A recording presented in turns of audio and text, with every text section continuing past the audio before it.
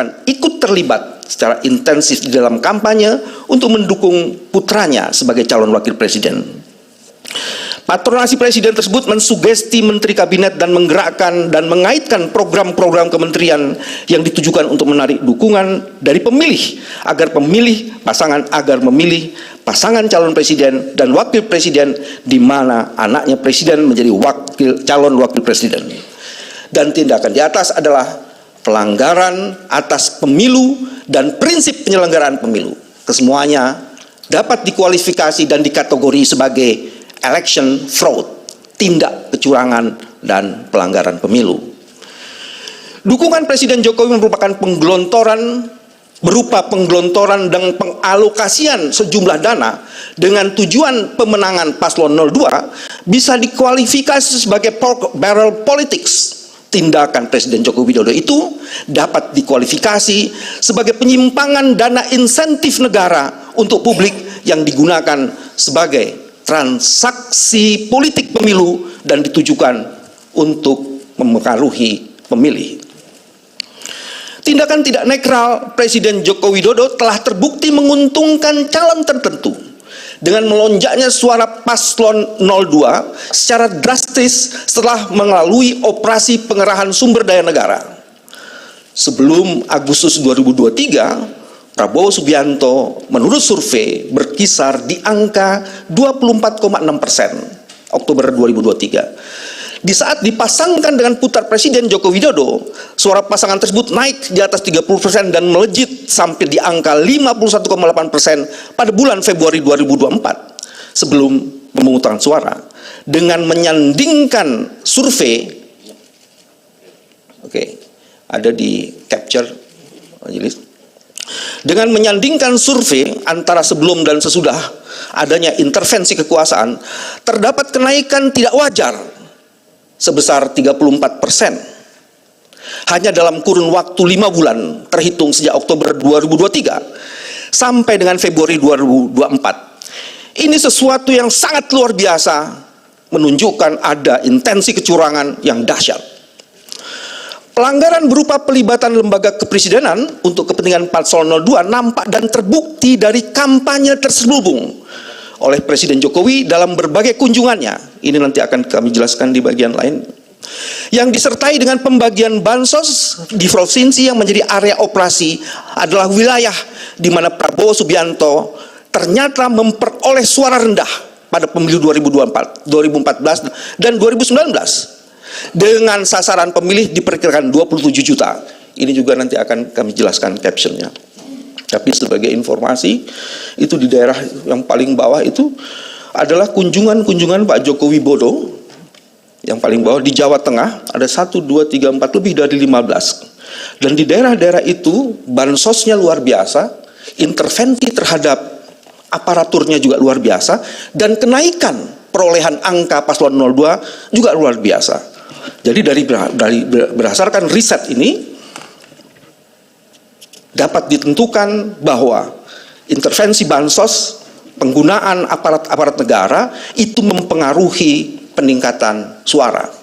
Nanti PPT-nya ini dibagi untuk hakim dan juga untuk para pihak ya Pak? Ya, kami akan serahkan semuanya setelah presentasi ini. Baik. Di halaman selanjutnya majelis, halaman 13, itu juga hasil survei Pak Prabowo beberapa tahun. Coba tolong jelaskan. Di situ ada kenaikan-kenaikan yang luar biasa.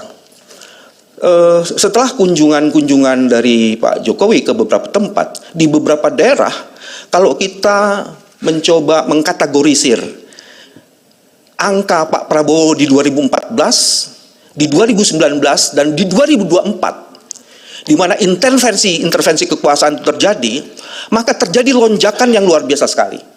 Sayang kecil sekali ya. Majelis saya tidak baca yang di depan. Saya mau kasih contoh angka, mohon maaf. Oke, tolong dibesarkan lagi. Kepulauan Talaut, Sulawesi Utara. Di tahun 2014, pencapaian Pak Prabowo hanya 21,91%.